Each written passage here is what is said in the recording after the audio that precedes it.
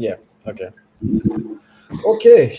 Good evening, guys. Good evening to everyone that's tuned in, everyone that's still making their way here. Please, like I mentioned, if you're on YouTube, just click the like button so that we can reach more people, so that we can get more visibility on this video. I appreciate all of you. Please, please, please make sure you like the video. If you're not subscribed to the channel, subscribe as well.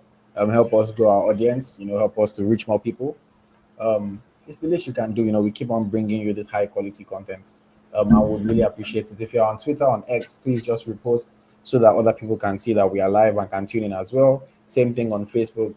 If of course, if you want to support the channel, you can always leave a super chat on YouTube. You can leave stars on Facebook, and you can also just donate some money. And you can also buy merch on Eagles Tracker Shop.com. You can also get your merchandise on Eagles Tracker Shop.com. Okay, welcome to another episode of the Niger FC podcast, where we bring you our unfiltered, honest, raw opinions on all the hottest topics involving Nigerian football players and around Nigerian football in general. As always, I'm your host, AyoT, and I have with me my reliable co-host, Smith Layi. Thanks for joining. Yes, thank you very much, guys. Smith Layi, nice to be here again talking Niger football with you. Okay, we have a host of topics to take today. We are only going to be on for about an hour and a half. Of course, we want to give you guys the opportunity to call in as well and share your opinions towards the end of the show. So we'll try to take it as quickly as possible. We don't have too many topics to cover. We have a little bit of talk about the Super Eagles. We have a little bit of talk about the Super Falcons, and we also have updates with regards to different transfers that may or may not happen, some that have been completed, and just keeping you up to date on everything that's happening in the world of our Nigerian footballers. Okay, Smidlai, I want us to start with the Super Eagles because it's a very short part of the whole show. We're not going to talk too much about it, but we just want to update you guys on what has happened. So, in case you missed it, CAF held the draws for the AFCON 2025 qualifiers, and I'll put it on the screen. Nigeria were drawn in the same Group D, as Benin Republic, Libya, and Rwanda. Of course, Benin Republic just beat us in our last game. Rwanda were yet to play in the World Cup qualifiers, and then Libya, a team that's on a 10-game streak with only one defeat.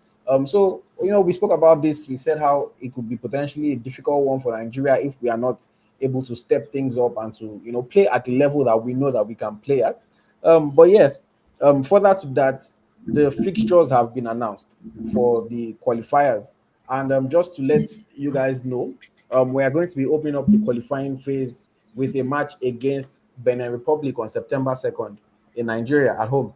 Of course, the last team that we played was Benin Republic. They beat us. So we have an instant opportunity to avenge the defeats that we got in World qualifiers. And of course, an opportunity to start the AFCON qualifying campaign on a very good note. The top two teams of this will, of course, qualify. The top two teams from the group will qualify. Um, But yeah, it would be definitely an interesting game. The second fixture would be away to Rwanda on September 6th. We'll be going to Rwanda to face them. And then our third fixture will be at home to Libya on October 11th.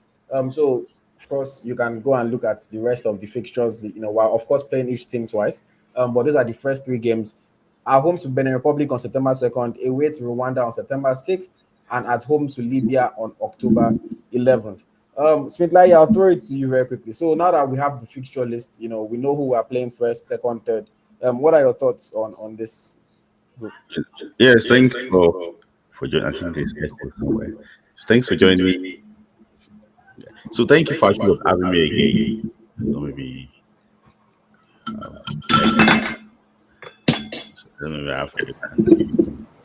Is it better? Yeah. Okay, I think it's the echo. You're getting an echo. I don't know. I'm not getting an echo. Okay. Let me see. I think so. Is it okay? Yes. Okay. It's still coming from your own end. I can hear myself back. Maybe you have a device on, like with this same program too. You can just take. Is it better now? Yes. Yeah. Okay, I think for coming from your end because you went low. Yeah, it's now very low. Yeah, I can still hear myself, but it's now very very low. I'm not sure. But yeah, let's just see if we can power through. Or Okay. is the echo disturbing? Sorry, for the audience, is the echo disturbing you guys? Just before we go, so that I know. Is the echo? Someone says it's fixed. Someone says it's still there, but I think I can just hear myself tiny bit. I think it's fine. I think TC it's fine. Gogo says it's fixed. James says better, better. Yes. So thank you for that question about Benin Republic. Just like I said it previously, like it's like a return leg. In our game against Benin Republic, it's like a return leg because the last time we played against them in Ivory Coast, now the return leg is going to be Nigeria. So you know, two familiar opponents to two teams that are neighbors, close ties, teams that have played each other multiple times. We just lost to them. There's so many Nigerian connections in the Republic to be coming to Uyo to actually see. Maybe they can actually start on a better note in their World Cup qualifying campaign. So it's going to be a very tough game. Don't also forget that Genetro, used to lead Nigeria in Uyo. Uyo used to be where he used to coach Nigeria to play our home games during the World Cup qualifier. So it's a game that I see the game as like a revenge to our loss in Ivory Coast. And also, the second game is going to be away against Rwanda in the newly republished Amaro Stadium in Kigali. So for me, I think the second game against Benin Republic is like a dress rehearsal to when we play them in the World Cup qualifier next year, March. So I just think that I'm really happy with the draws. At least the first two games, we can know exactly what to expect from these Super Eagles going forward. Well said, well said. And I mean, we'll talk more about it when we get closer to the date. But just looking forward to it, I guess a few days after the draws were made, now that we have the fixture list, how is your confidence level? Are you feeling more confident about our chances? We still don't have a coach, so many things that we still need to get right. But how are you feeling about these fixtures? So some people say that we don't need a coach because we're not playing now. So I don't know, maybe we need coaches. So when we need coach when we want to play game. So for me, I think the confidence level is dropping. I have to be honest with you because there's no movement from the side of the NFF. There's no someone that nobody's addressing anybody. Nobody's talking to us about the current situation of the Super Eagles coaching job. In fact, even Freddy George moved on already, signed for Rivers United. So it's nobody's communicating. That is our major problem. So I'm not really impressed. I'm not really confident for us going to September because it's going to be like maybe another fire brigade approach, or they are bringing us Neguavan again, to come and coach the team against Benin Republic and Rwanda. So it's just I can't just say I'm confident because the people in power, they are not doing the right thing. That's my opinion. So I'm not confident. The level is Okay. up. I, Yeah. I think for me, my confidence level is probably about the same that it was when we did the draws. I still believe that we have more than enough quality to advance from a group like this. But of course, we need to step things up. We need to get things right.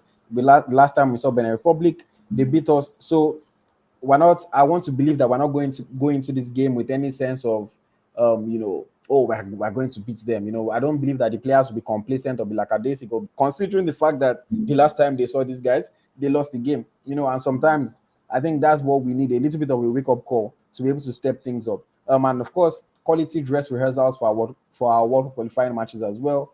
Hopefully, we're able to get things right. But yes, I don't want us to dwell too much about the Super Eagles. They will have their time when it comes. You want I also ask final thing there. The game against the Republic, that's go be in the World Cup qualifier. Is go be our last game.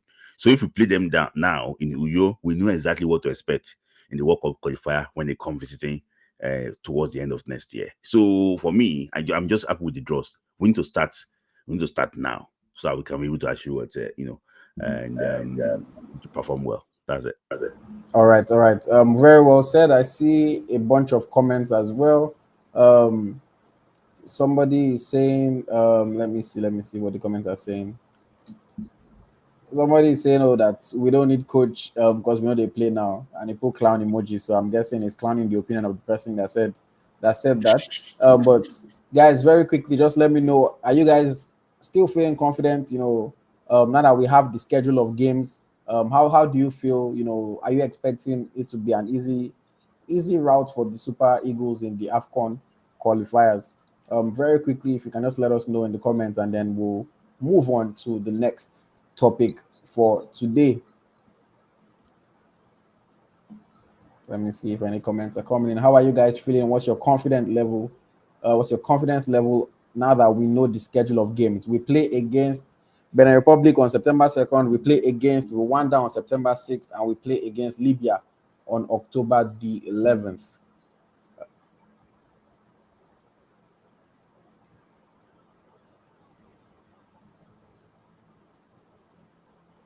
Okay. Not many people.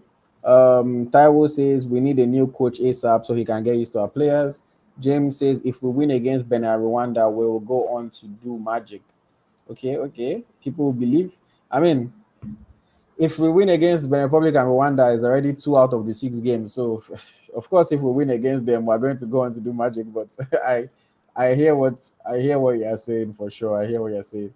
Um, although those winning those 2 games is already a big task that we don't know how it's going to go. Mm-hmm. Abdul Jalil says Nigeria will surely qualify for both AFCON and the World Cup. Okay. High confidence level there for from Abdul Jalil. He's not even giving us, oh, I'm 6 out of 10. He just said we'll qualify for the both of them. Onyechi Ojuku says the confidence level is very low since we don't have a coach. So if we hire a coach tomorrow, all of a sudden your confidence rises. Is that what you're saying? Just just to understand. Eagles Flight says I'm not confident at all. We are actually shaky right now. Let's be honest with ourselves. Yes, I mean based on the most recent evidence, we are shaky. So you're not wrong there. Um, Let me see on Instagram. Ola Lucas says the NFF find ways to make very simple things look complicated. They are the forces working against our progress. NFF is the real village people. um, Coach Obi says our confidence will depend on the caliber of coach appointed. No shortcut, no grace of God. Okay. Big Sammy says, I am glad the Super Eagles are playing Benin first. The match would help the team regain confidence and bounce back from the World Cup qualifiers defeat. Regain confidence if they win, yes. If they go and lose that match again, I don't know how it will affect confidence. It goes go low. Uh, This level is go very low. okay. Smila, let's move on to the next topic. I want us to talk about a player that, well, it's no longer a player now, but he was a player for the Super Eagles of Nigeria at some point. He also represented Nigeria at the under 20 level, and most recently has been appointed as a first team coach for Ipswich Town FC in the Mm. English Premier League. I'm talking about Sonny Aluko.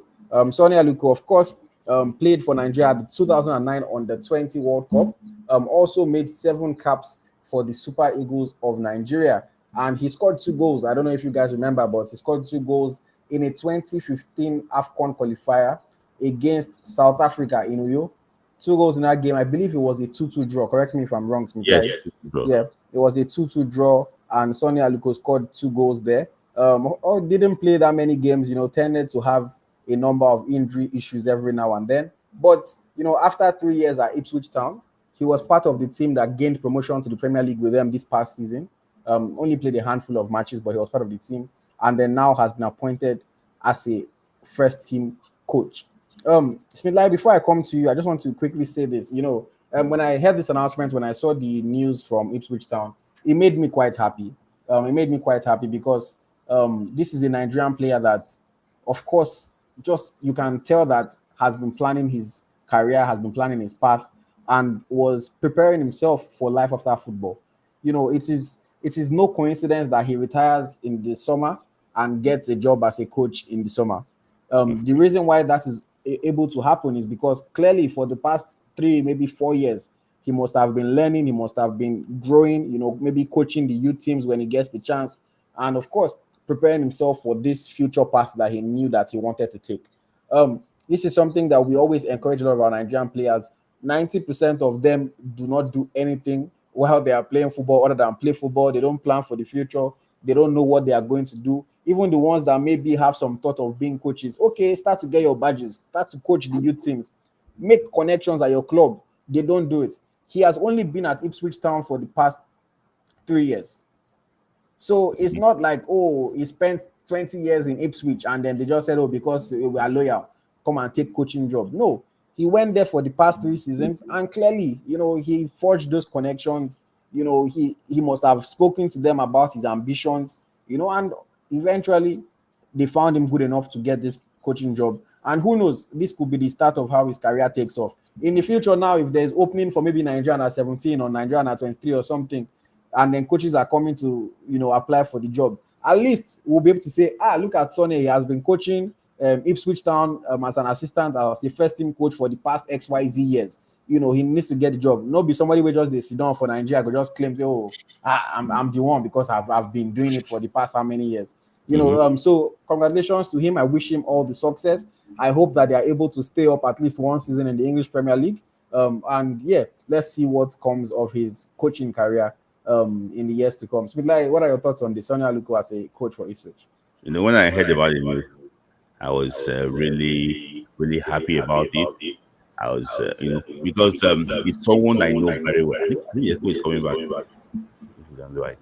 I think it's someone that I actually worry very well. We come from the same state.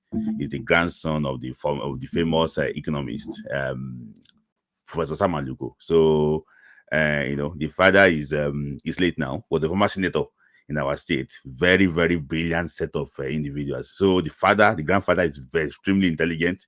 The father is extremely intelligent. So I also think that Sonia Aluko too, also taking, after the father and the grandfather. So fantastic move from him. I know that someone that if you have heard him speak before, he's very intelligent. He's someone that that he's really he knows exactly what he's doing. A lot of people think that, oh, he's not getting playing time in the Ipswich Town. Why is he there? Not knowing that he's cooking something, and you can see exactly what he's actually doing now. So he didn't have eventful Super Eagles career, but at least he had 7 caps. The most famous, one of the most famous games for Nigeria was against South Africa and Uyo when he scored 2 goals. He also did well when we played Congo Brazzaville in Brazzaville. He did well in that game too.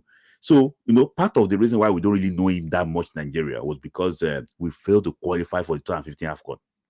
That was his set.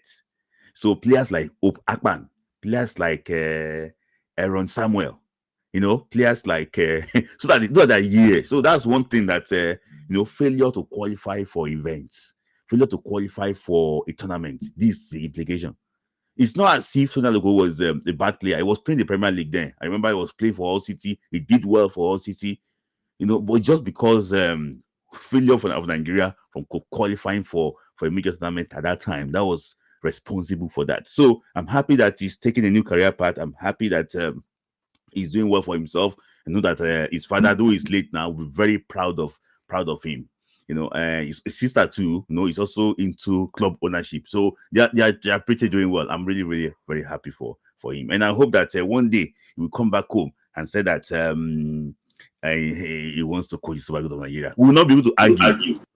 Not to sit in the front of the TV and be coaching with a pencil. No. We want you to get to the pitch and actually do your thing. So happy for Sonia Aluko, and I hope that it's go inspire others too to do well. Yes. Hopefully it does inspire others. We have a number of players that are on the verge of calling it quits in their careers.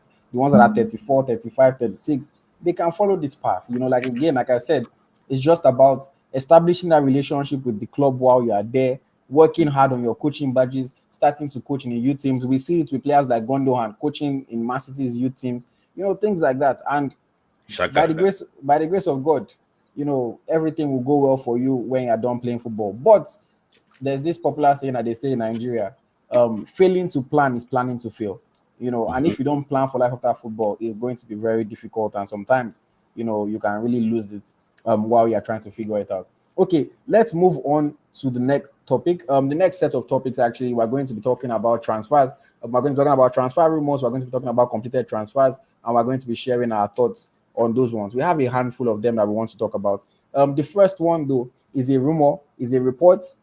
Seems like it's a almost done deal, but nothing official yet. This is a young player that a lot of Nigerians have high hopes and expectations for.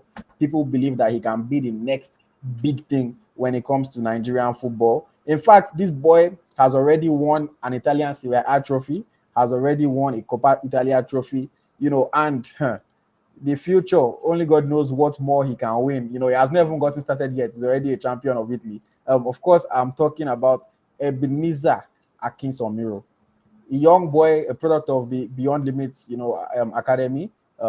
Fantastic young player. I've watched him a handful of times for Inter Milan's under 19s, and now he's being linked with a move to Serie B side Sampdoria. So just to give some people context, before they say, why is he going to Serie B? Of course, he's still a young player. He's still trying to get his feet wet. He's still trying to develop. And one thing that is very, very common amongst Italian Serie A clubs is that when they have young talents that they want to develop, they send them to the second division to work their way up and to show themselves. It is not just because he's Nigerian or they don't believe in him. No, they do it to even their Italian talents. They let them go and play in the second division and show that they are quality, and then they can potentially find their way into the first team. Sampdoria is also one of the top teams in the Italian second division. Last season, I think they finished seventh and then they lost in the promotion playoffs. So they are a team with promotion ambitions. They want to come back to the first league. And hopefully, maybe Ebenezer Akinsanmiro's impact and influence on their team can help them to get to the first league. I think for me, though, the most important thing is that he's going to be playing first team football somewhere. We are going to be able to watch him actively and to assess him properly, because assessing players when they are playing against under 19 sometimes can be a bit shaky. You can see the qualities they have, you can see the talents they have, but you are not exactly sure how that is going to translate when they start playing against the big boys. So for him to at least play first team football in the Serie B for one of the good teams in the league, I think it is a good step for his career. He's still a very young player, and the future is still very bright for him. But Smith Layi, you are our transfer experts. What's the latest news? What are your thoughts on this potential move, Ebenezer Akinsanmiro to Sampdoria? I thought that he did well when they were in their underage, in for Inter Milan, and I know that they sat with his representative. So, and I think the best move for him is to go on loan to go and get first team experience. Fantastic player. If you have watched him play, if you have watched him talk before, he understands the game very well. And, he's well schooled in Beyond Limit. Fantastic player. And, for Andrew Pirlo to demand for him, we all know how great Andrea Pirlo is, the great Italian. He played that role too. To demand for him that he wants to have him in Sampdoria is fantastic. He's going to learn under the best, the best in the business. So a lot of people are saying that Sampdoria is Serie B. They're a big team too. They're not meant to be Serie B. They're like Perenna was Serie A campaigners. So in my own personal opinion, I think that it's a very, very good move for him. I think it's a step in the right direction. This next step is just to play first team football. Assess yourself when you perform well. In fact, I can assure you that Inter Milan can terminate the loan in January. I said that, come, we had enough. So I'm really, really happy that he's taking that move too. So it's a good thing. And what is in there is that it's going to be a loan buy, but I think Inter will start a buyback there in case he's transferred to Sampdoria permanently. There's going to be a buyback, or there's going to be a forced refusal for them. If they want to sell him, I think they have to sell him to Inter first. If so, the first thing is that if there's any buyback clause there, Inter can buy him and resell him again. All these people now, how they do their business. So for me, I think he needs to play first team football.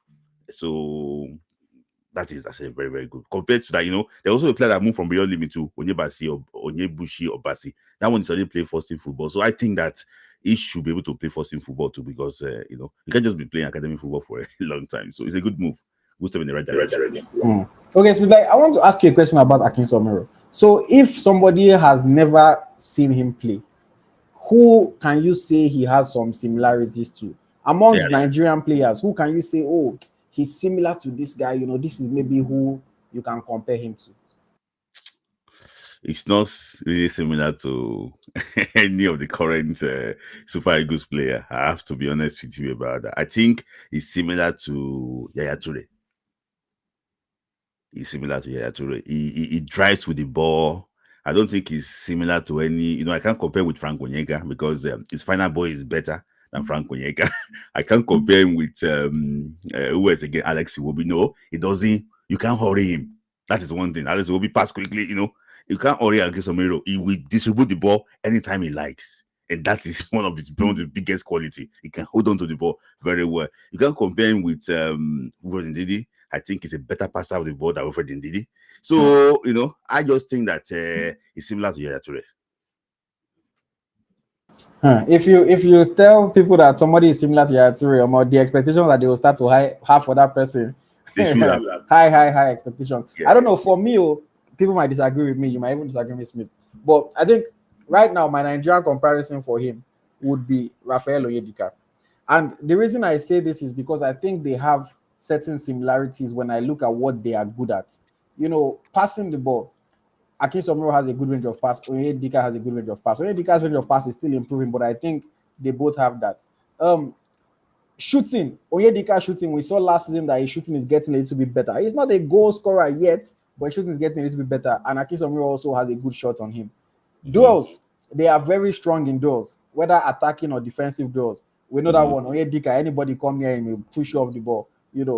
So I think those they are very good at that. Interceptions, the boy is like Ndai said, he's a very clever, smart player.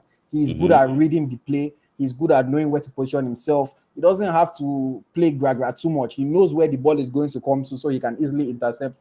He can intercept passes. And then of course, that aggressiveness. And also he's not a very tall player, but he's also quite good in the air as well. He can compete. So for me, I would say Onyedika. I know Onyedika too is still getting into his own stardom, but I just think I was really like in the past few days looking at Akinsanmiro's videos, looking at, and I'm just like, this boy is giving me Onyedika vibes, So that's kind of who I would say for now. Before we go on to the next topic, let me just quickly go back to the comments and see what people are saying. Taiwo Ogunade says, I really have high hopes for Ebenezer Akinsanmiro, Victor Eletu, Benjamin Frederick, Victor Rakpo, Daniel Daga, and Tochukwu Nnadi. Taiwo just listed out some of the young 19, 20-year-old talents that we have across Europe, from Italy to Belgium to the one that is still in Eimba to Brentford, but of course, these are young talents that, hopefully are going to do big things for Nigeria. Abdul Jalil on Facebook says, I have been craving for Ebenezer Akinsanmiro and Victor Eletu for the Super Eagles. Just keep on craving because they are still a little bit away from Super Eagles. Person just they play on the 19. Let him go to Sampdoria. Let him impress in Sampdoria. Play first league. Do a little bit of showing in the first league. Hey, then Smith Layi and myself will be the first people that will come online and tell you, call this boy up. But as of right now, you are going to be craving for a few more, maybe 1, 2, 3 more years. And then Felix Peters says Onyedika has really improved. Looking at what the comments are saying on Facebook as well. Shout out to Moye Gumpo. He said it's plenty AyoT. Thank you for joining. Chinwoke Namani says Smith and start with facts. Let me see what else people are saying. Dafetuga is talking about Tony Aluko said it's great that he tried with his few appearances for the Super Eagles. Big Daf is saying Akinsanmiro is going to be coached by midfield maestro Andrea Pello. Yes, that is true. Titi Dele says Akinsanmiro will come out good in the next few years. Dafetuga says it's a good team that has been around in Serie A before going on relegation. Talking about Sampdoria, yes, they are a regular Serie A team that unfortunately got relegated and they're now trying to fight their way back. And then let me see. Big Dav says it's a shame that we don't have an under 23 squad. Yes, that's the reason why people are calling for an under 19 player to the Super Eagles, is because we don't have that under 23 squad that is supposed to be the in between. Under 23 now, only when it's time for under 23 AFCON to qualify for Olympics, that's when we hear of the squad. Other than that, they are just on holiday for the rest of the time. Yes. Okay, Smila, you want to say something? I said that you are on holiday for 4 years in Argentina. Somebody is saying, do we see Lamine Yamal of Spain? There's there's no value comparing him to Lamine Yamal. I don't think he does anybody any good. We see him, but he plays first team football. Oh, I think what you're saying is he's playing he's 16 years old playing for Spain, but he plays for Barcelona's first team. You cannot compare. He's not playing for Barcelona under 19. He's playing for their first team. And I mean, we can all see how good that boy is. To use him as an example, it doesn't really add up. Okay, let me see. Okay, Dino also says oh my bros, allow these guys to be themselves compared to they need to aspire to be good and great working. Dino, so I don't know if you're talking about the player comparison that I did with the Nigerian player. I disagree with you. Sometimes I'm like, people, loosen up a little bit. Players, football, you're always going to be compared to other football players. You cannot deny it, you cannot do without it. Nobody is saying that you have to be that player, you have to become that player. I didn't say, he should become Onyedika, but it's football, man. They are going to compare you to people. Otherwise, why are you in a very hyper competitive sport like football? Is normal. If you are working office work, yes, we're not comparing you to anybody. But if you are playing football, there's a reason why they do world ranking. There's a reason why they do awards. It's all comparison. So I just think, yes, he's going to set his own legacy. By the grace of God, he's going to do his own thing. But there's nothing wrong with comparing players. I just think it's normal about football. If we don't compare players, we're losing part of the fun in it. But yes, okay. Let's move on to the next topic. I want to talk about another transfer. This time, a completed transfer. A player for the Super Eagles of Nigeria. We spoke about it. We spoke about him when it was still a report, but now the transfer has been made official. I'm talking about Fisayo Dele-Bashiru. Of course, the 23-year-old made a move to SS Lazio in the Italian Serie A, joining the club on a loan to buy. So he's on loan for this season, but at the end of the season, Lazio has an obligation to buy him on a permanent deal. And reportedly, they've agreed on a 4-year deal for, when it becomes a permanent transfer. So, Smith Layi, very quickly, what are your thoughts on this? How do you think he can perform for Lazio in the upcoming season? So I think it's a player that has it's a well-guided transfer. He left Man City to go and play first team football in Sheffield Wednesday. He left Sheffield Wednesday to go and play in the first league in Atayaspor in Turkey. Now he wants to try, himself in the big league. He's a guy that I know those that work with him, they are really, really smart people. They're taking it one step at a time. He's not jumping guns. He's someone that I think is ready to play in the Italian area. So, I think that, he's a player that I think can come and actually will do well. So, Lazio, there's going to be less pressure. The guy, one of our players that played in Lazio last, Eugenio Nazi, he did well, in Lazio. So, I expect him to, they will have high expectation about Nigerian players actually coming in. So, in my opinion, I think that you should look at Victor Osimhen, Ademola Lookman, the way they set the Serie A on fire. You should actually take motivation from that and you will do well. It's a player I really like so much, and I want him to do well. So I expect a lot from him, and I think that him performing well in Serie A is a big, big boost for the Super Eagles, because at least we are looking for that quality midfielder that can actually that can be our X factor. So maybe Dele-Bashiru can one day perform well in Lazio and be our X factor. He's a player that I know that is well schooled and he will do well. Yeah, and I mean, even for the national team, he has started life as a Super Eagles player quite well. I believe that he has only played about 3-4 matches. He has scored 2 goals for us, if I'm not mistaken. One in a friendly and then one in that qualifier. So if he can continue like that and can transfer that into his club form as well, the boy has high potential. Growing up in Manchester, playing for City's academy, to get to this stage now, I think Lazio is a stage where he can now announce himself to the rest of the world and show himself for the quality talents that we know that he is. Unfortunately, his signing wasn't met in the nicest of ways by Lazio fans. If you haven't seen it, I did a video. The video is on YouTube. He was met with a bunch of abuse, a lot of racial abuse as well. People saying all sorts of things. They were not, a lot of Lazio fans were not happy that a black player is joining their club. They said they are turning their club into Africa United, different, all sorts of nonsense comments. But, I don't want to go too deep into it. You can watch my video, it's on YouTube. But I believe that his football is going to do the talking for him. If he can get 10 goals and 8 assists for Lazio this season, something like that, it's 10 goals, 8 assists, he will start to win the haters over. At the end of the day, see, those that hate you because of the color of your skin, even if you start to make them happy with football and all these things, that racism, it's just something that they are forcing. At the end of the day, those things will go. They will start to cheer you and they'll start to support you. And he should just be like a Vinicius Junior, where every time you just they score, just they stunt on the haters, assist goal, just be, and just try to block out the negativity and block out the noise. But I'm really looking forward to watching him this season, and hopefully, he's able to have a fantastic year for Lazio. Maybe they can qualify for the Champions League, and just keep things moving on from there. Okay, let me see what comments are saying very quickly. If you have anything to say about Fisayo Dele-Bashiru, and then we'll go on to the next transfer. Okay, let me see. Felix says he doesn't even need 10 goals if he has double digit assists and a few goals.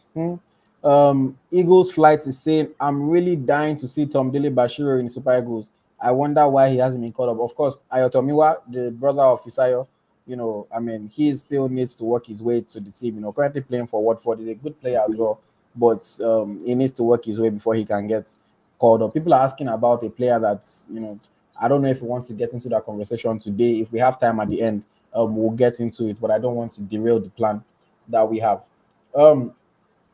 Da Fetuga says, but really, he should not give a hoot about those kinds of fans. Easier said than done. Easier said than done. Da Fetuga, I don't know if you've ever been racially abused. I have.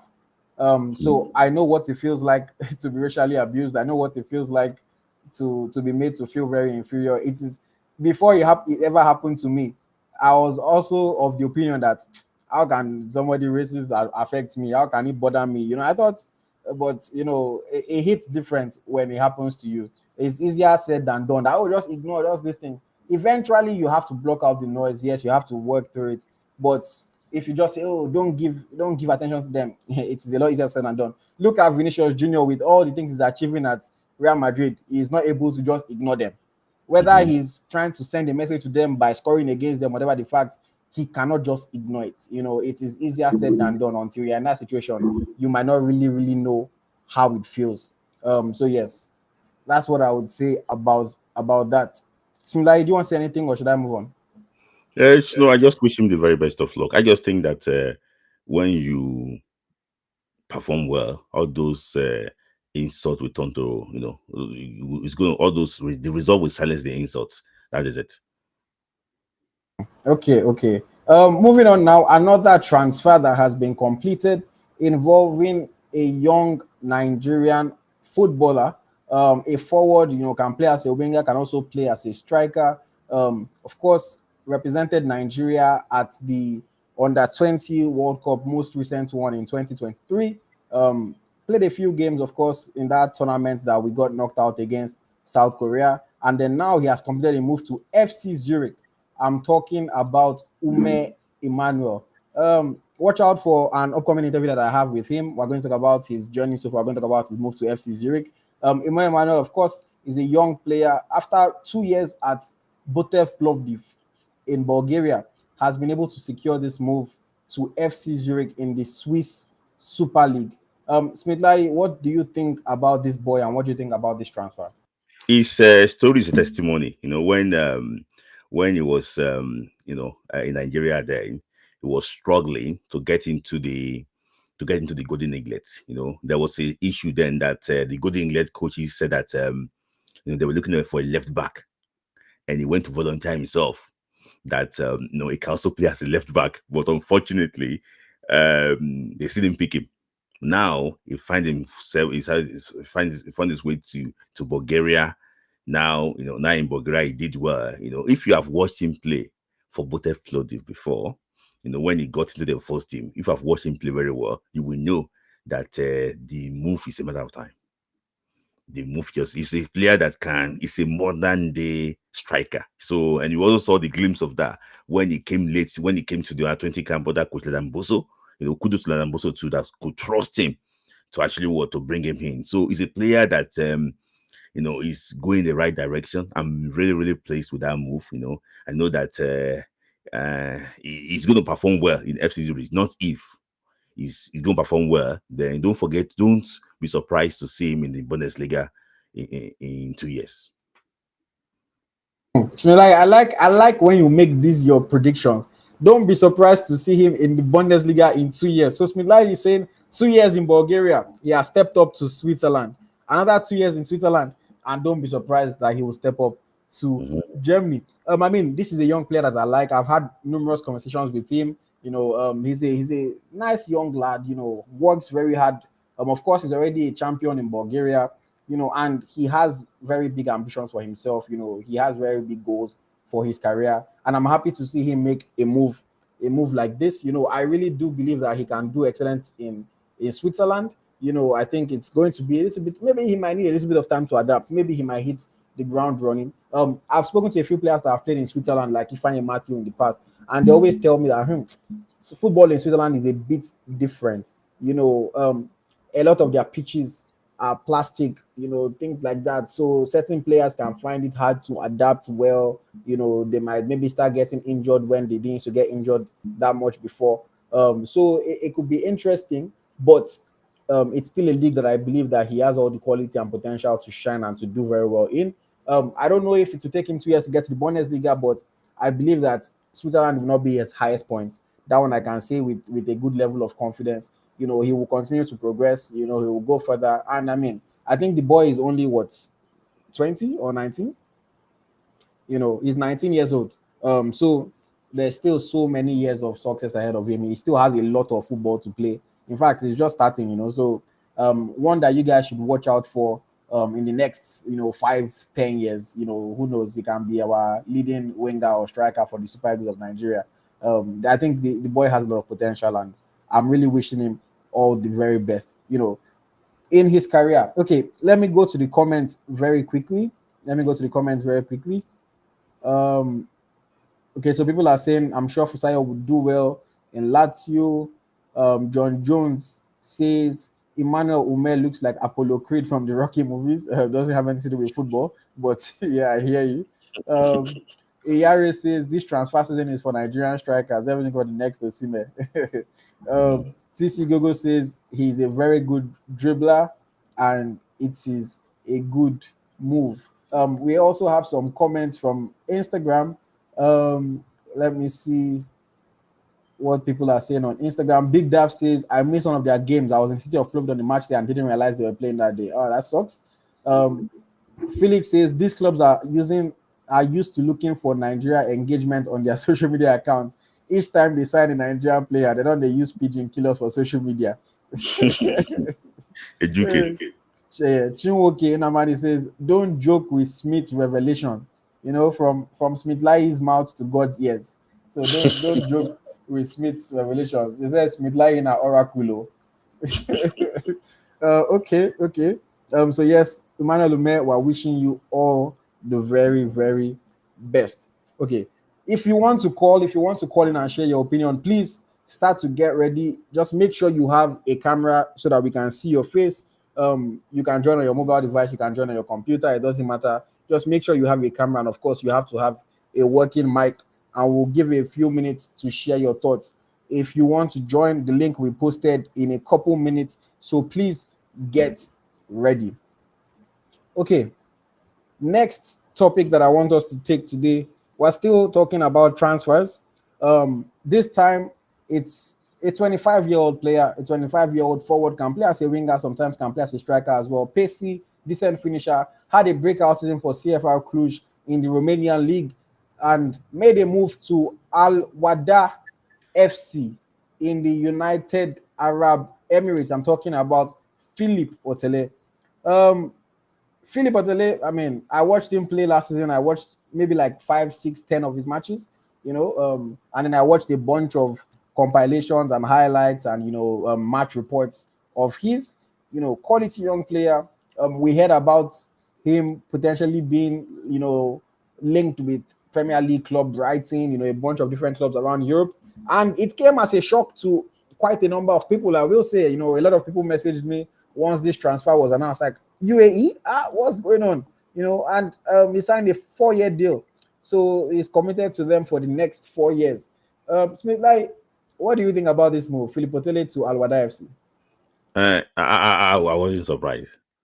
I wasn't surprised because sometimes too, when they say that you eat the iron when it's hot, this is when it can actually get such move, and it's going to get the bumper pay to go into the golf. So, in my opinion, I think he's looking at the future. He's looking for what he tends to gain. Don't forget that it was in last time before. He has struggled and everything. So for him to have this good season now, which is not sure that's going to happen next year. So I think it's time for him to be able to strike the iron when that was very hot. When they were saying Brighton, UFC, Cluj, they were talking about Napoli, him replacing Victor Osimhen. They were mentioning different clubs. Sometimes too, our agents too, they tend to put these things out to make sure that clubs are actually what looking for him. But for me, he's a good player. I wish him the very best of luck in Al Wahda FC in UAE. I think that it's very hard for a player to get called up to Super Eagles from Wahda if you have not played before for the national team. So I just wish him best of luck, and maybe it's retirement now. I'm not really sure, but I wish him the very best of luck. I think it's early retirement. This move. Okay, Smilai, I want to ask you because you said something while we were talking that he has to strike while the iron is hot. So, do you think that maybe he doesn't have confidence in his ability to be able to replicate the season that he had? You think he's a little bit, scared, so he wants to just rush and make the money now because he's 25. If he does another 2 good years, his value can even go up and he can still make that money. So, are you saying he doesn't have the confidence? How many years did it take him to have this season? How many years did it take him to have this season? So he doesn't know when the next season is coming. I think it is better for him to go now. At least if he's going to have a post season there, he's on a 4-year contract. So when you finish that contract, it's going to be 29. And 29 with a very fat bank account. So he can retire and leave the golf back to the UK. That's it. Okay, let me see what people think. Well, okay, I see we have a comment here with a super chat. Thank you, TC Gogo. The rest of you on YouTube, you people can follow his lead and support Jan with a super chat. TC Gogo says a very good move. 4-year contract in Saudi, 0% tax. He don't cash out.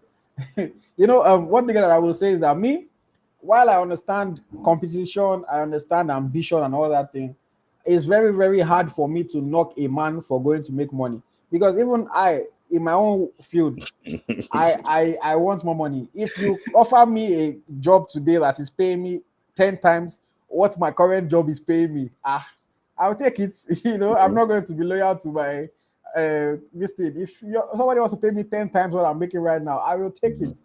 So I understand it. While it would have been nice to see him compete at a higher level with maybe a Brighton, like somebody said, maybe a Napoli, if the boy is able to take care of his family, he has been working so hard from non-league football, from in fact university football in the UK, traveling all the way to Zalgiris in which country is Zalgiris again? I think is it Lithuania, one of these countries. Lithuania, yeah. Yeah, yeah, and they're making his way to Romania, finally having a good season. Smith Layi, even though you said, oh, how many years did it take him? He's 25 now, so 25 is usually when you are getting into your own. I want to believe that he could have had 1 or 2 good years in mainstream Europe. I believe that, but at the same time, I respect the man's decision. I respect his agent's decision. I saw the picture that him and his agents took. Both of them were smiling very, very well. He has gotten a fat bank account. Agents too has collected a nice chunk of money. Everybody is happy, and that's the most important thing. We wish him all the best in UAE. We will try to watch his matches when we can. We'll try to follow his football, and who knows, maybe he can even still find his way back to Europe at 29. You never say never. Yes. Okay, let me see if there's other comments about this on Instagram. Um, Let me see. Darby P says, Owonikoko, money is the most important thing.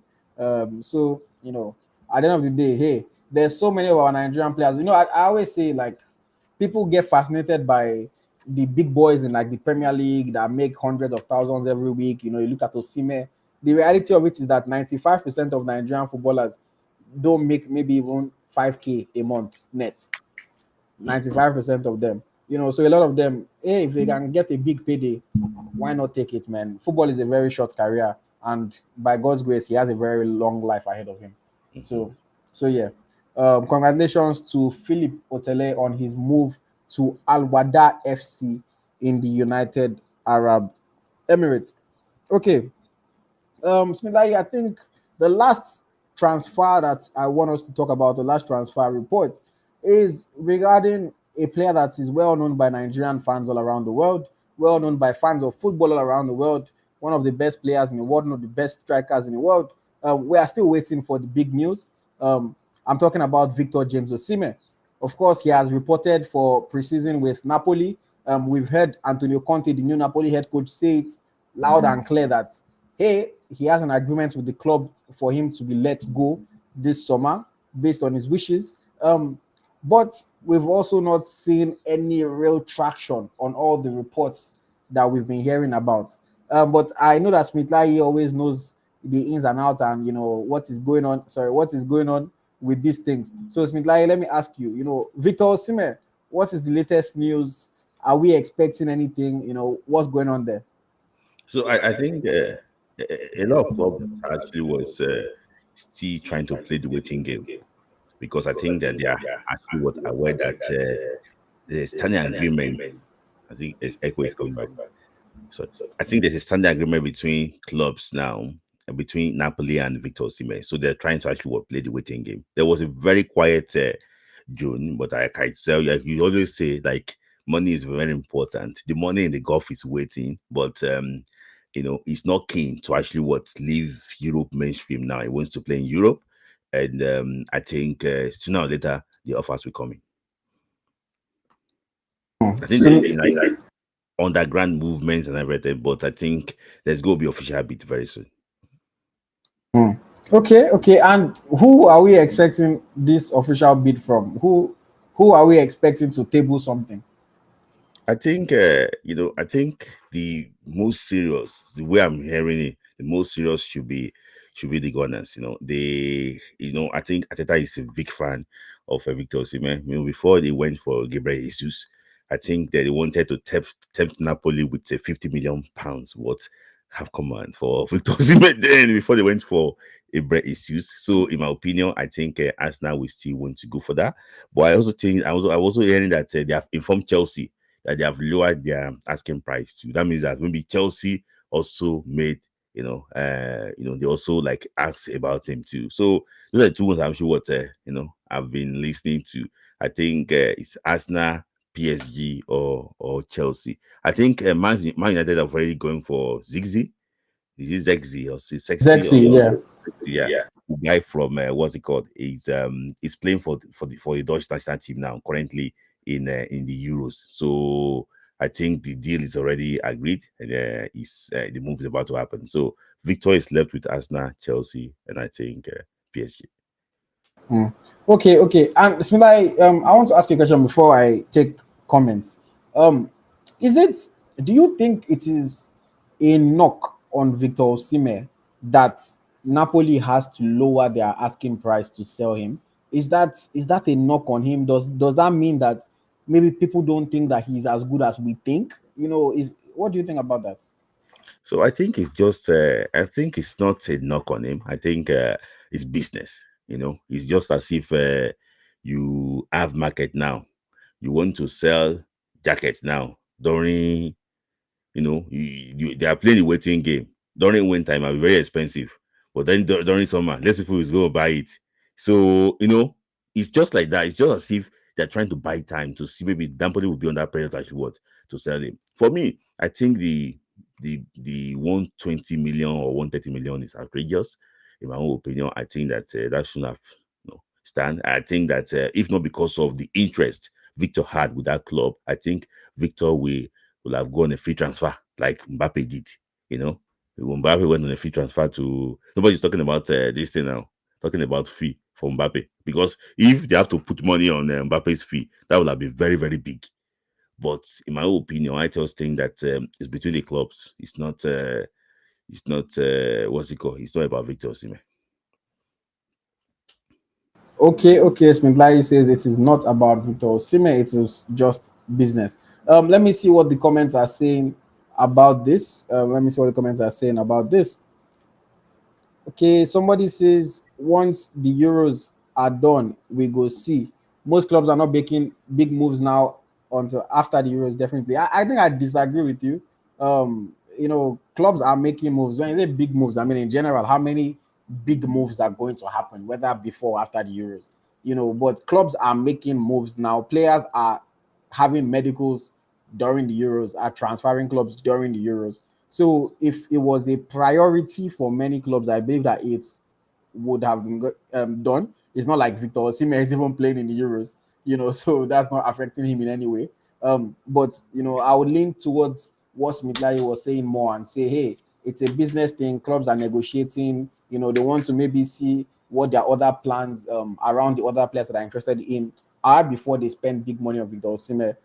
I still believe that he's going to get a move. I still believe he's going to get a move to a good club, but I don't necessarily agree that the Euros is delaying things. Nah, if they wanted to get it done now, they will get it done now. In fact, it's even be in their own interest to get it done now so that he can resume preseason train with them. Not that he will now be joining them when it's 2 weeks to the start of the season or 1 week. So I would disagree on that Euros point. Africa Jaguar says it is just business. So Osimhen is going to PSG, except Chelsea hijacked that deal. So agents, Africa Jaguar or Jaguar Romano is telling us that Osimhen is going to PSG unless Chelsea hijacks that deal. Okay. Somebody says, wow, so we lost Zexi to Holland. We didn't lose Zexi to Holland because he was never with us and then he went to join them. He plays for Holland. Yes, you're correct. Yeah. But we didn't lose him.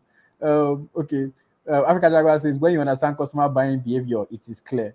Africa Jaguar, top reporter, top businessman, telling us how things get done. Big Dav says, it is just speculation. Napoli put a high price because of the trajectory at the time. They have adjusted to current valuation. Okay. Let me see. Abuban 681 says bid would come in for Osimhen next Wednesday. He told us the specific dates that the bid is going to be coming in. So maybe he's working as an agent for one of these clubs. You know that clubs also have agents. I help them to negotiate. So who knows? We have all sorts of high quality people that watch the podcast. So maybe he's an agent for one of these clubs and he says Wednesday they're going to table the offer. So we should just watch out. We'll be looking forward to that bid. Dafituga says he will surely move. The patient dog eats the fattest bone. Yes, but sometimes the patient dog also gets no meat. But let's see how things go. Let's look at comments on YouTube, Facebook as well. James Ogbochi says, no way. Look at the market. No one is spending crazy. FFP is moving crazy. Clubs are being smart. Yeah, that's also definitely a factor. Clubs are not spending as much as they used to spend. Clubs are having to rebalance their books. That's why we are seeing, all them Chelsea that they are signing player for 30, then they are selling one youth player for 5 million to the same club. Clubs are doing all sorts of things now to get around the financial fair play rules. Okay. Mr. Dedotun is saying, please click on the like button. Yes, a reminder to everyone that's watching on YouTube, click the like button. We only have 16 likes, and I know that we can do so much better. TC Gogo did super chat. We did not even say you guys should give super chat. We said just help us like the video. Free of charge, just like the video. If you're on Facebook, on X, also like the video. If you're not following the page, make sure you're following and not subscribed on YouTube. Make sure you are subscribed, guys. It really helps us when you guys click that like button. As little as it is, it does a lot for us and for the podcast. So please click that like button. Thank you very much. Iyare Made says, money no there anywhere. Besides, the FFP rules are very prudent with their spending. Folks are very prudent with their spending now. Temi says Lookman will leave Atlanta. Osimhen will stay. So Temi is saying Osimhen will stay at Napoli. That will be a turn of events if that happens, because all signs are pointing towards Osimhen leaving Napoli. So it will be an interesting turn of events if he should stay. I don't want him to stay, Sha, but let's see how he goes. Simeon Alpha says, I think Osimhen's best bet is PSG, maybe Arsenal, if not Saudi. Saudi would really be a bad move, especially for the Super Eagles. Chelsea won't buy him anymore. I spoke to Todd Bowley today. Well Hey, done. it's a real say. I spoke to Todd Bowley today. Todd Bowley don't hear I'm saying I know they buy again. Mhm. Okay. Eagles Flight says Napoli's dip this season could have contributed to this. Yes, Napoli, of course, had a bad last season, which of course means that Osimhen also did not have as good a season as he had the year before. So it's no surprise that maybe players that were so highly rated at Napoli, their rating and their value can come down a little bit because they didn't have the best of times. Let me see. Adeotun says Osimhen will cross to AC Milan. I forbid it for Victor Osimhen. Um, James Ogboji says he has nothing to lose if he stays. He goes on a free and gets the sign-on fee. I don't think Napoli would allow him go on a free. That the whole point of them paying him that big money, giving him that new contract, is so that they can make their money and make their profits. So Mhm. Napoli, that going on a free, they will rather burn Osimhen's house than allow him to go on a free. I don't think Napoli would ever allow that happen. Mhm. They will force him out if they have to. He will not Mhm. go on a free. Yeah. Okay, let me see. Let me see what the other comments are saying. Elvis says, I don't like go. Thank you. Osimhen should go Arsenal, best option for him. His second option should be PSG, and third, Chelsea. He should never think of going to Man United. Okay.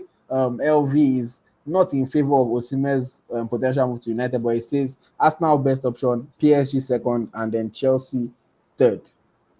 Okay, more comments are still rolling in. Temi says, but also Osimhen's value is much more than his peers with similar output. So a reduced value will increase interest. Isaac, Gokeres, Sesko, all cheaper. Yes, all cheaper, but we also have to say that they've also not done it at the level that Osimhen has in the Champions League, winning a title with their team, literally carrying their team on their back. Isaac is a good striker. He does well for Newcastle, but he hasn't done it at that level. Gyökeres hasn't done it at that level. Sesko hasn't done anything, in fact, at any level, in my own opinion, to be comparing him to Osimhen. It's just that, yes, he's a guy with talent, but like, let him do things first before we compare him to Osimhen. Osimhen has tried. We have to give him some credit for that. I wouldn't even compare Sesko to him at all. I don't get carried away by media hype. I'm sorry. Okay, let me just see comments on Instagram very, very quickly before we move on. Chinwoke Namani says Arsenal is better, though he will cook a lot there. Okay, let me see. Africa Jaga says that was harsh when I said Zexi was never with us, but it's the truth. Okay, let me see what the other comments are. Dafetuga says Napoli messed up their season with letting go of the manager that won the league for them. Talking about Spalletti, I don't think they let him go. He wanted to leave. It's like he saw the signs on the wall. He won the title and he said, "I'm on peace, guys. I'll see you later." He's the one that said he's going. Or maybe that season was just so stressful for him that I said, "Oh my, I can't do this again." So that's the case. Okay, Mr. Hilton said you are forbidding Osimhen going to a perennial Champions League winner. When last did that perennial Champions League winner win Champions League?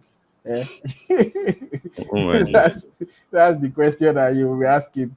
Um, and LV says Napoli should replace Osimhen with Paul Onuachu. LV acting as agent for Onuachu over there. Okay, if you want to call in, the link has been posted on all platforms, so you can click on it and call in. If we don't get any calls, we'll just wrap it up ourselves. But we're going to end this exactly at 12 a.m. Nigerian time, so we have about 21 minutes to go.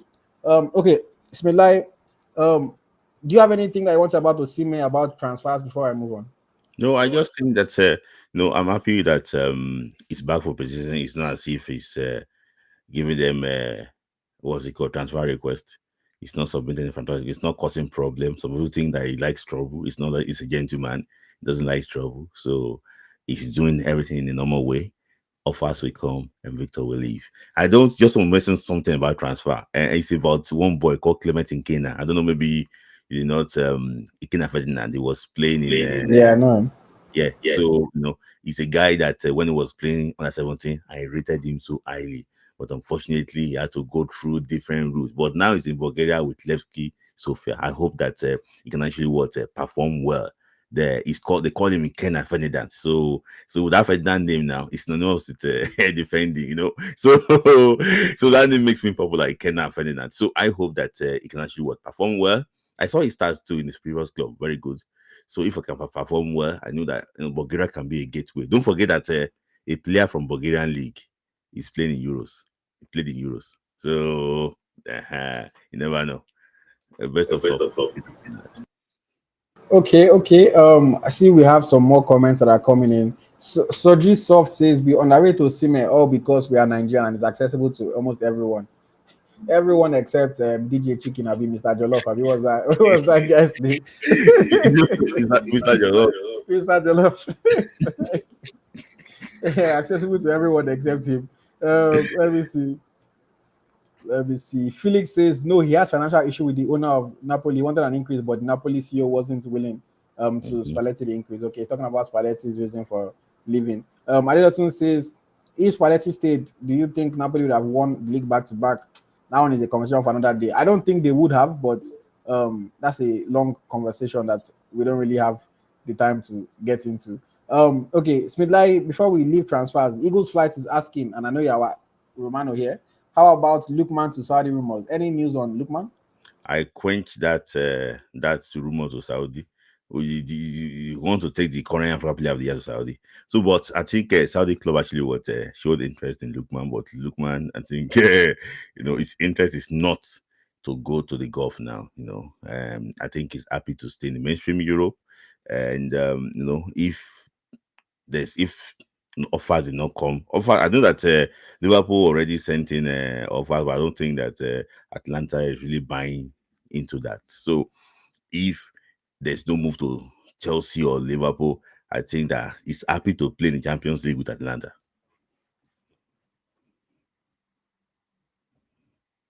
He's happy to play in the Champions League with Atlanta. All right. Okay, one more transfer that someone is asking about. Any news on Samuel Kalu? Africa Jaguar is asking. I know Africa Jaguar is a big fan of Samuel Kalu. Do we have any news, any transfers, anything that we can say about him? Which Samuel Kalu? Samuel Kalu, former Super. Well, he has not retired. Super Eagles Samuel Kalu played for FC Lausanne Sport in Switzerland in the past season. I just two transfers I know. So I don't think there's any, some of them is going to be like a Turkey link, but I've not heard anything about that. Okay. Let us now take calls. Please, if you want to call, if you come on, please turn on your camera so that we can see your face. Make sure you have a shirt on. Somebody came last week without shirts. We don't want to see your body, no matter how nice you think you look.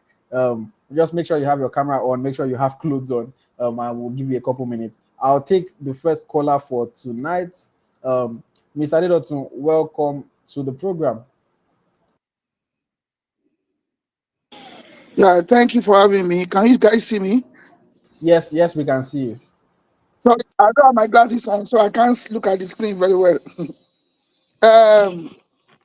See, AyoT, you guys should have called respect to whom respect is due. Whenever somebody says a player is going to Milan, somebody like you should not be talking. It's only somebody that's supporting Real Madrid that can talk. Every other supporter should not talk, please. No problem. We'll respect them later. Let's talk about the matter on ground, just because of time. See, all I'm going to say is this. I think after the Euros and after the Copa America, we will know Osimhen's fate. But for now, all clubs are still trying to cut costs. That's why they are waiting to see they can get a cheaper player. But you are looking at it, Osimhen is going to play for one of the best clubs in the world. Is going to play Champions League. People can say whatever they would like to say, but I believe the young man is going to move to one of the top clubs, preferably AC Milan. That's that. Then on So the issue of Falcons, see, I just want to ask Ayo, because I joined Gate, who is replacing Alimatra Inde? Okay, so just to explain how that works, every player that is on the alternate list is going to be there with them. So, in terms of who is replacing, it will come to whoever the coach decides when it's time for the first match. So, all the players are there because even if somebody gets injured during the tournament, they will still be able to draft one of the replacements in as well. So there is no one person that's replacing her. Everybody is in camp. Then the coach will just select his team when it's time for match day. Does that make sense? Okay, thank you for that. Well, I think I love that. I love what Coach Adam is doing. But what I'm going to say is that we should all rally around the girls because I'm still optimistic that they are going to bring us medal. I don't know the color of the medal, but I know Falcons will bring us medal. You know, that's what I would say for now. And I think if Lukman is going to leave Atalanta, he too should please move to a club bigger than Atalanta where he's going to play Champions League. yeah, Because I think Champions League will even foster his chances, of winning yeah, African best. yeah. I believe to play Yeah. Champions League. So that's Sorry, just my before contribution. you Okay, go, sorry. Just before you on go, the Falcons question. In fact, the Super Falcons just made a post 14 minutes ago that uh, Ifeoma Onumonu is I going don't, to, I and don't, then Regina. Okay, so Smith Layi, this is what I was asking the other time. So Ifeoma Onumonu is going into the main list, and Regina Otu is yeah, coming as an alternate. So because I was asking before if we can still bring yeah, another person. yeah, because they said that because the tournament have not really started. That's it. So before I just want, is he here? No, we have to take somebody else. Sorry, it's not his glasses that is affecting him.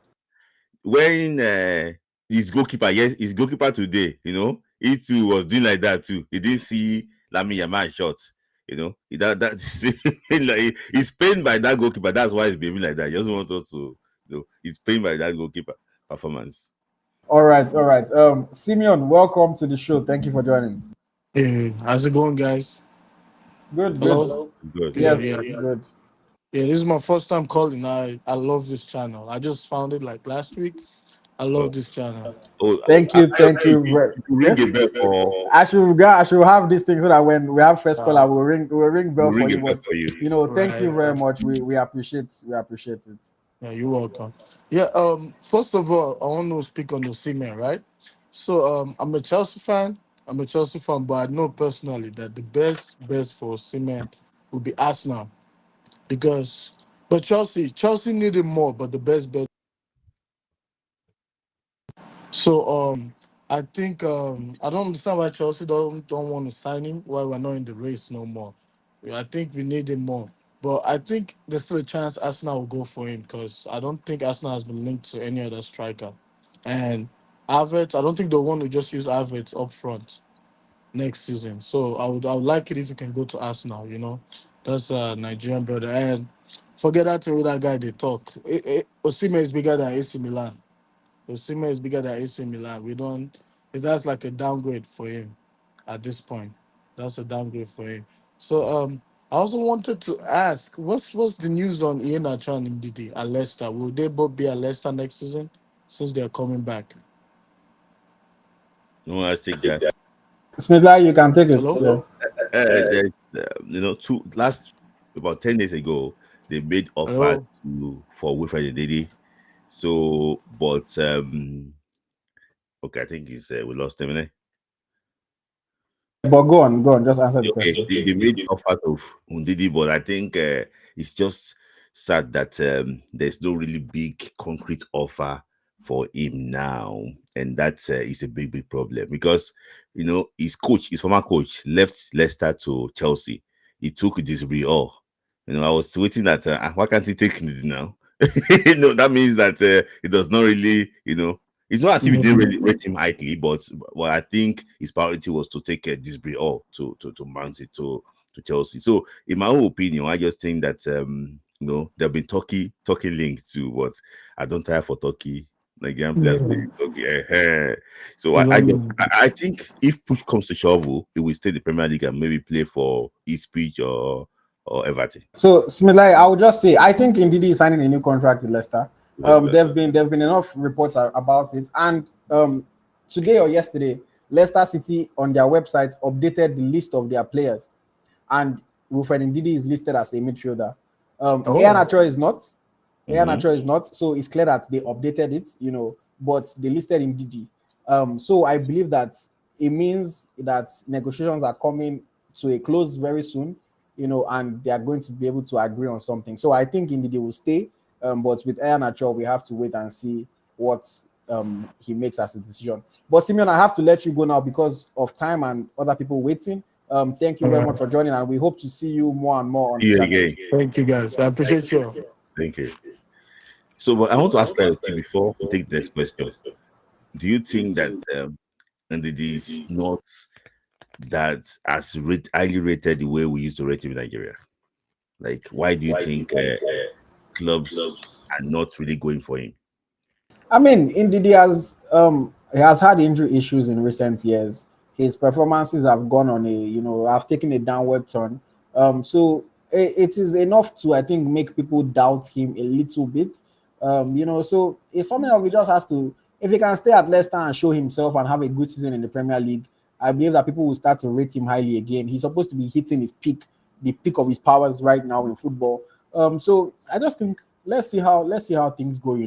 Ndidi is no Kante, with all due respect to him, but he's still a good midfielder, and hopefully he can have a good year. But yeah, let me use that opportunity to welcome Temi Tayo. Thank you for joining us.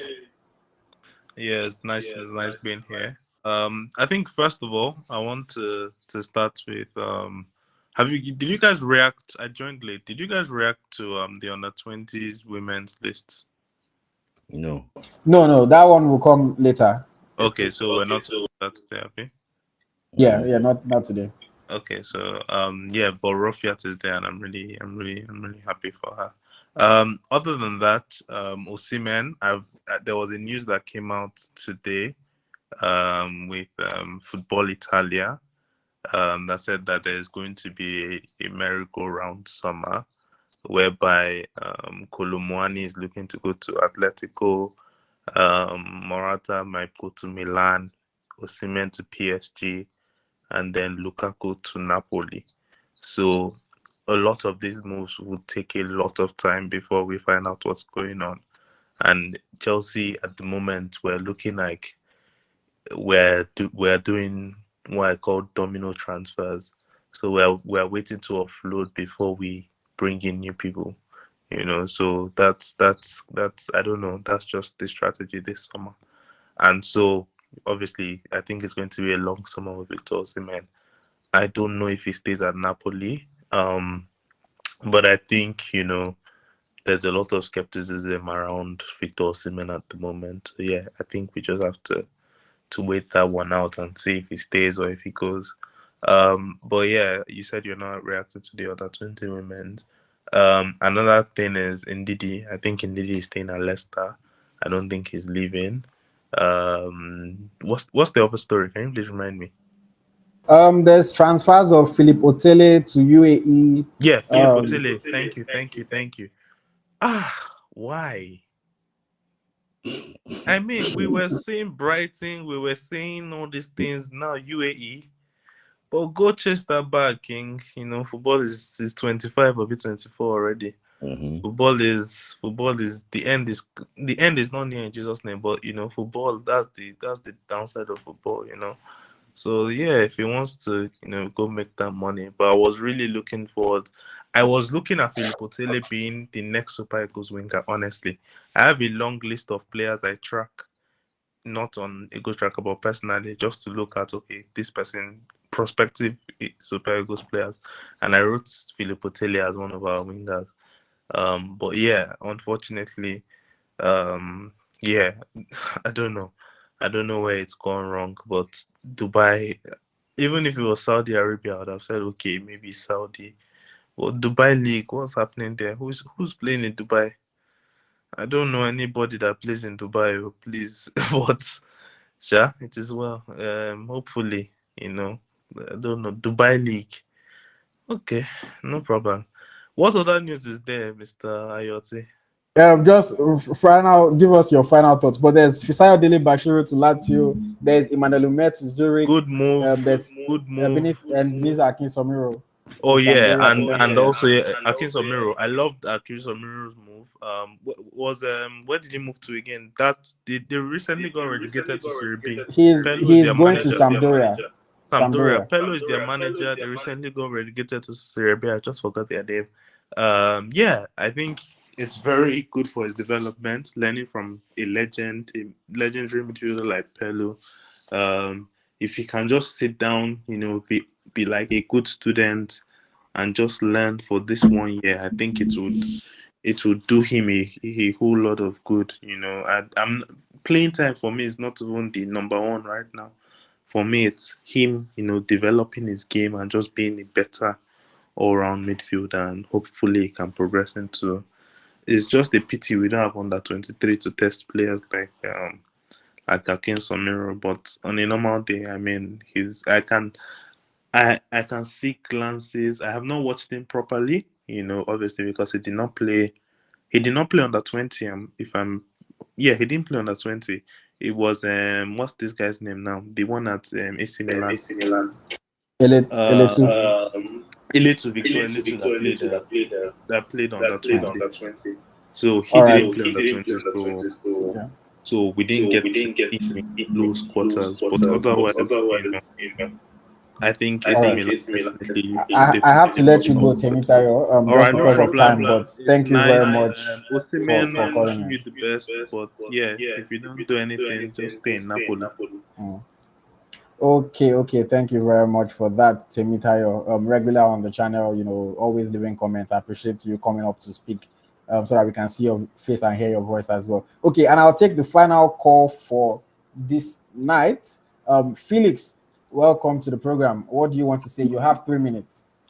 Yeah, good evening, everyone. Good evening, viewers. Good evening, Smith Layi. Good evening, Ayo. Yeah, I just have a few comments to make. The Super Falcons. I'm very happy you said Ifeoma has replaced Alimoto a few minutes ago. And to talk about Victor Osimhen's transfer, I don't know, and I'll keep saying this thing. I don't want to use some foul words on your platform. People are just listening so many rubbish to this guy. He's not moving because of this. He's not moving because of this. He's not moving because of blah blah blah. I don't even know. I don't understand Nigerians at times that these are our own person, these are our own boy. Why is this so much negativity around this transfer? Maybe I'm the only one seeing it, but I will tell you something. Since the day this guy has had issues with Finidi up till today, if I want to keep screenshotting posts, I'll keep screenshotting people's posts that what the hell is going on, for God's sake. This negativity is too much. It's too much. Just because the player wants to move, it's none of anybody's business now. So why are people linking Finidi's rant or this one rant or this one post to why Osimhen is not moving to another club? I think it's very abysmal. And I think I know it's surely going to get a move. It's surely going to get a move. And I've always said that Arsenal is the best destination for Osimhen. Not because I'm an Arsenal fan, but looking at it with the way he plays, the tactical point of view, he can't go to Chelsea. The thing, I don't think Chelsea is a team that will really maximize his potential. But Osimhen and Arsenal team, you have Martinelli by your side, you have Bukayo Saka who can cross the ball, you have Odegaard who can give you short passes. We have these players. I'm very sure if Osimhen should join Arsenal, he's going to outscore Erling Haaland. Definitely. I believe so.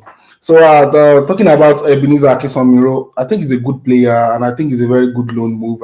I've been expecting this, even though I'd prefer that he goes to the French league, maybe a club like Marseille or Lille, just to develop properly. But it is not a big deal too. Paulo is the coach of Sampdoria, and I think they are going to gain promotion. And he's even going to learn. He's even going to learn a lot from Paulo. So I think he's one to actually watch out for this season, most especially. He's a good box-to-box midfielder. He's really is an high prospect. And talking about Wilfred Ndidi, I'll say something now. I think Ndidi, when he was playing so well at Leicester, one thing Leicester failed to do, I think how Ndidi is in this position is because if you remember then very well, when Leicester were doing well, they didn't manage the injury of this guy properly. I always say it, even as back as at then, that these guys, they don't want to kill this. They don't want to kill Ndidi. This guy will go for injury a month, 2 months. You immediately he's back. You won't even allow him rest. 90 minutes. At times, safe. They have to accuse Rogers at some point that Rogers doesn't make Ndidi get fit before he plays him again. So I think it's very unfortunate. I don't think with the way I look at him, he used to be he's still one of my favorites. He's a decent midfielder, no doubt. But I don't think he can play in any top club as it is again. His fitness level. We always know what indeed he does. I remember one interview James Madison had on ESPN. He said he plays with so much freedom because he has a man like two people standing behind him, and that is Wilf. That is how rated it was. All right, please just wrap up your thoughts quickly, please. We need to. I can remember we were talking about was rated the fourth best defensive midfielder in the world. I think after Rodri then. So only years ago. I think when Leicester was doing well, I think it was rated. It was amongst the top 5 because I followed. How many years ago? 4, 5. I don't know. See, I forgot. So you add it to it when you're saying it, so that. All right. We have to wrap up there, and it's I wish we could stay longer, but we have to learn how to keep to programming. Of course, guys. Thank you for joining, Felix. I appreciate hearing from you as always. Well, of course, I know that you'll come back in the future. Again, thank you very much. Okay, guys, we have to wrap it up. We have to go. We have some topics, of course. There's no way we can cover every single topic, within the 1.5 hour time frame that we have. So bear with us if we didn't get to it. Make sure you engage with us, guys. When the video is posted on YouTube, go on YouTube, leave comments, and say, "Hey, guys, on the next episode, talk about XYZ," so that we can schedule it in ahead of time. If we're already running the show, we come in here with a running schedule of a program of things that we want to talk about. So if you start throwing in topics, we might not be able to get to it. So let us know what you want us to talk about ahead of time, and then we will be able to try our best to cover as many topics as possible. Of course, the Super Falcons Olympics, they've started their training camp in Seville. We are going to still have many conversations about that. We are going to do match previews for each of the games. I'm still yet to decide if the match preview is going to be live or if we're going to pre-record it and post it on social media. Just because of how I want to plan for it to go. We might have to pre-record and then post on social media. But of course, we will do our best to have a live program that, okay, maybe if it's a day before the game, we come on and you guys are able to share your thoughts after you've maybe watched our match preview. So we'll do that for all the games. We're going to bring you content. We're going to preview all the teams, preview the group, talk about each match, etc. And then more and more content from Paris as well when the tournament draws closer and when things are on the way. So yeah, under 20, we'll talk about under 20 in the future as well. And so much more. Smith Layi, final word before I wrap up today. No, I just want to thank everybody for joining again. Fantastic episode. I like the way people actually want to engage with us. Don't forget to like, subscribe, leave comments. I'm enjoying your comments now. I'm reading through it now. Leave comments, nice comments. Don't put comments where abuse. So because some people will still come and abuse people now. It's just our opinion. Thank you guys for joining again. Thank you. Thank you very much, Smith Layi. Thank you to everyone that has tuned in. Again, I have to give a shout out to everybody on X, formerly known as Twitter. We still have 139 people watching from Twitter right now. You guys are fantastic. You guys are the most quiet, but you show up in your numbers. People on Facebook, they send messages, talk, but you see only 10 people, but they will send like 100 messages. I mean, there's no wrong goal. I like the engagement. We appreciate every single one of you. But I just love how people on Twitter come in their large numbers. And everyone on YouTube as well, I really appreciate you guys. Before you leave, just make sure you like the video. Thank you for the super chat, TC Gogo. Everybody else, please just like the video, share, subscribe to the channel. support us however you can. We really appreciate it. As easy as it is to just like and click that button, it does so much for us. It does so much for the platform. It sends a message to YouTube that we are producing quality content, and it's going to help us keep growing. The more we grow, the more we are gingered to come and talk to you guys. We'll come and talk for 1 hour self, I'll be for 5 hours, for a whole 24 hours self. But there needs to be ginger for that to happen. And then, of course, to everybody that's watching on Instagram, I appreciate all of you guys as well. Instagram family, you guys have been with us, rocking with us, before we even came and started broadcasting on all the other platforms. So I really appreciate you guys. This has been the Niger FC podcast. As always, I'm your host, AyoT, and my co-host is Smith Layi. Yes, until next time.